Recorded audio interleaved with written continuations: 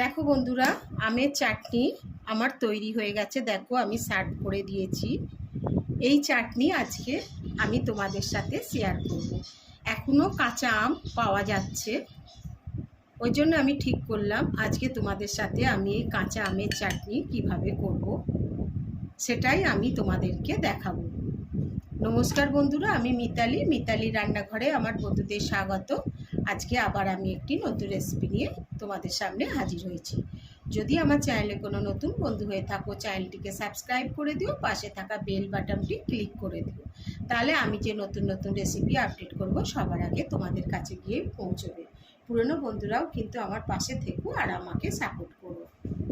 আজকে আমি তোমাদের সাথে কাঁচা আমের চাটনি কিভাবে করব সেটি শেয়ার করব। আমি এখানে 3টে আম নিয়ে নিয়েছি কাঁচা, আর আমগুলোকে আমি ধুয়ে ভালো করে পরিষ্কার করে নিয়েছি। আর আমগুলো আমি এখন ছাড়িয়ে কেটে নেব। দেখো আমি আমগুলোকে ঠিক এরম সরু সরু করে কেটে নিয়েছি এরমভাবে, আর খোলাগুলোকে ভালো করে ছাড়িয়ে নিয়েছি। কেন, খোলা যদি ভালো করে না ছাড়ানো হয় তাহলে আমগুলো বেশি টক লাগবে, ওই জন্য খোলাগুলোকে আমের গা থেকে ভালো করে ছাড়িয়ে নিতে হবে। দেখো বন্ধুরা, আমি ওভেন জেলে কড়া বসিয়ে দিয়েছি, আর কড়াতে দেখো আমি এই কাপের 1 কাপ জল দিয়ে দিচ্ছি। আমি কিন্তু ওভেনটাকে এখন গ্যাসের ওভেনটাকে কমিয়ে রেখেছি। দেখো বন্ধুরা, এর মধ্যে আমি দেখো একটু মৌরি দিয়ে দিচ্ছি। মৌরি দিয়ে দিলে আমের কাঁচা আমের এই চাটনিটা খেতে খুব ভালো লাগবে। আর দেখো আমি একটুখানি নুন দিয়ে দিচ্ছি। আর আমি 500 আম ছিল, আমি 400 গ্রামের মতো চিনি দিয়ে দিচ্ছি। তোমাদের আমটা যেমন হবে টক মিষ্টি সেরাম দেবে। যদি দেখো খুব টক তাহলে আর একটু বেশি চিনি দেবে, আর যদি দেখো খুব মিষ্টি তাহলে চিনিটা কম দেবে। আর নুনের ক্ষেত্রেও তাই করবে। দেখো বন্ধুরা, চিনিটা একটু গলে এলে আমি আমটা এর মধ্যে ছেড়ে দেবো। দেখো বন্ধুরা, জলটা ফুটে উঠেছে বলে আমি আমগুলো ছেড়ে দিলাম। ছেড়ে দিয়ে আমি একটু নাড়িয়ে দিলাম।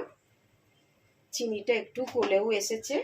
আর দেখো আমি ঢাকা দিয়ে রাখছি। যখন জলটা ফুটে যাবে তখন আমি গ্যাসের ওভেনটাকে একটু কমিয়ে দেবো। আমটাকে আগে সেদ্ধ করে নিচ্ছি এরমভাবে। বন্ধুরা দেখো আমটা ফুটে গেছে। আমি এবার দেখো এর মধ্যে একটু কাজু কিশমিশ নিয়েছি, সেটা আমি দিয়ে দিচ্ছি। দিয়ে একটু নাড়িয়ে দিচ্ছি। নাড়িয়ে আমি আমগুলোকে আগে ভালো করে সেদ্ধ করে নিচ্ছি ঢাকা দিয়ে দিয়ে।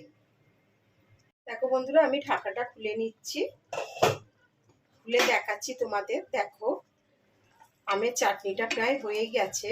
দেখো আমগুলো কত সুন্দর লাগছে, কত স্বচ্ছ হয়ে গেছে দেখো। আর আমগুলো কেমন সেদ্ধ হয়ে গেছে দেখেছো বন্ধুরা। তোমরা একবার বাড়িতে এরম চাটনি খেয়েও আম দিয়ে, দেখবে খেতে খুব সুন্দর লাগে। বন্ধুরা দেখো চাটনিটা আমার প্রায় হয়ে গেছে, আমের এই চাটনিটা।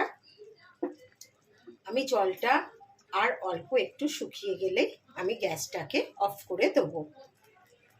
বন্ধুরা দেখো আমের এই চাটনি আমার তৈরি হয়ে গেছে। যদি তোমাদের এই রেসিপিটি ভালো লেগে থাকে তাহলে লাইক শেয়ার কমেন্ট করতে যেন ভুলো না। আমি আবার একটি নতুন রেসিপি নিয়ে তোমাদের সামনে হাজির হব। তোমরা ভালো থেকো, সুস্থ থেকো। ধন্যবাদ।